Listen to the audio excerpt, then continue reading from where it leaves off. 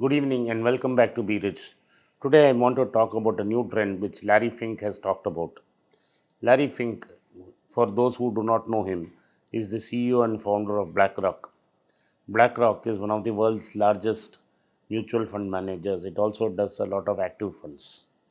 He controls more than $10 trillion in assets. This is one of the world's largest investment managers who is talking about this trend. But this trend has been apparent for a long time. What is the trend? The trend says globalization as we know it over the last 3 decades has vanished. So, the assault of Ukraine by Russia has meant globalization as it is being practiced over the last 3 decades will end. This means over the last 3 decades, countries began to depend on each other.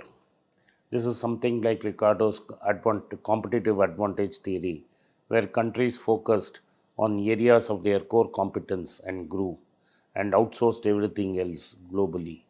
This allowed rise of great sweatshops and then into other industries in China, Vietnam, Japan, and other countries.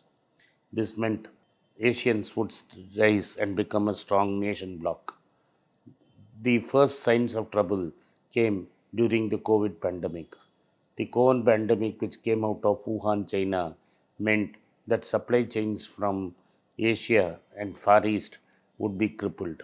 That means the West, which was dependent on China for everything and anything, could not get goods and services on time.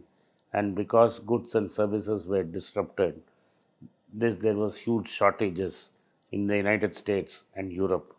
And when to top it all, to stem the economic pain, when countries across the world gave huge doses of stimuluses to their citizens, they saved up the money because there was nowhere to spend it.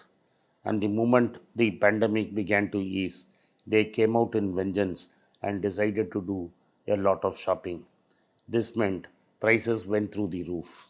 Products which were exactly same and even in brand wise cost differentially between Japan and US. In fact, a laptop, according to the economist, cost less in Japan by 10% than in United States, clearly showing how demand had started to affect the United States.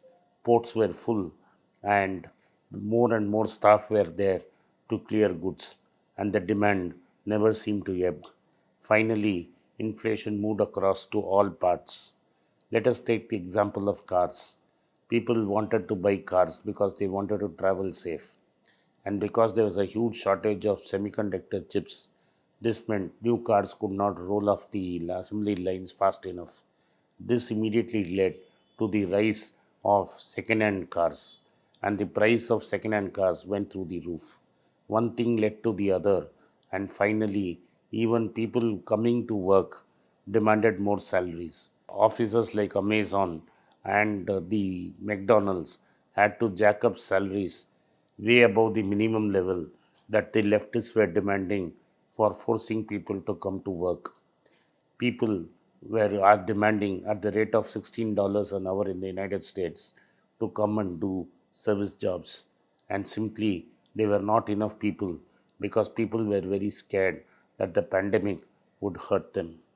This led to a wage level spiral. Finally, it now looks that America has settled at an inflation of 7.5%, and the wages are not growing as fast as this, and wages are growing at 4%. America has a real inflation problem. For the first time in 40 years, inflation is not showing any signs of slowing down. Many economists have been saying this is transitionary and would manage to slow down, but it has not, and this will continue to hurt America for a month for this year. The response of the Fed has been very timid, and only now they have started to increase interest rates too little, too late. And by the time they reach a level by which inflation can come into control, inflation would have gone completely out of control. The problem started with depending on China for its supply chain. Companies like Intel have decided instead of investing in HR, it will be better if they invest in building plants in America and cut the supply chain line shorter. Intel has decided to invest in creating its own facilities. More and more companies on onshoring their manufacturing process or at least bringing it to near countries. Now, this was a going on trend. Russia, in spite of several persuasive attempts by the West and then by open threat, decided that it would ignore all this and invade Ukraine. Most of Russia's export earnings comes from gas, wheat, and crude oil. The collapse of this trade has meant that the ruble will collapse from 76 to 128. Putin couldn't care less and decided that he would press on. The Americans started by banning most of the trades that Russia would do, but leaving oil and gas because they did not want to roil the markets because two large players, Venezuela and Iran, were already off the market. The Russian oil going off the market has pushed crude to nearly $120 a barrel. Not only that, Western Europe over the last 30 years has become dependent on Russian gas to run their economy, and Russia is receiving $1 billion in gas money from these Western European nations, which are now pushing for sanctions. The day that the Western European countries decide to cut off the gas supplies, Russia will sink further. Today, they are trying to build alternate dependencies for this. When finally the war might end, but nations will be chastened and not depend on third party countries for supplying vital things like fuel and not being caught without having an alternate source. Even India is now struggling because it imports 90% of the crude and, in defiance of the world, is now buying cheap Russian oil. Though it is not under sanctions, the Americans have threatened saber rattled the Indians by saying we would be in the wrong places of history. But all this shows globalization as we knew has come to an end, and this is what Larry Fink has said in his latest communications. Thank you for watching. Be rich. It's a great privilege and honor that so many of you in thousands have subscribed to my channel and have supported me. I have written two books in English, The Alchemy of Money and Ordinary Stocks, Extraordinary Profits.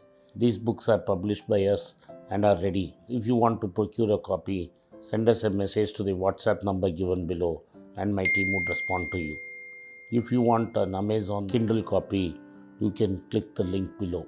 Finally, those who wish to consult with me can send a mail to berichenglish@gmail.com.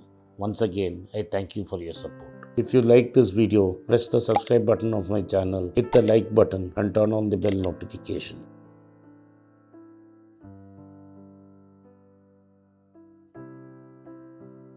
For hot financial news reviews and economical updates, watch Be Rich. Please don't forget to like, share and subscribe our channel.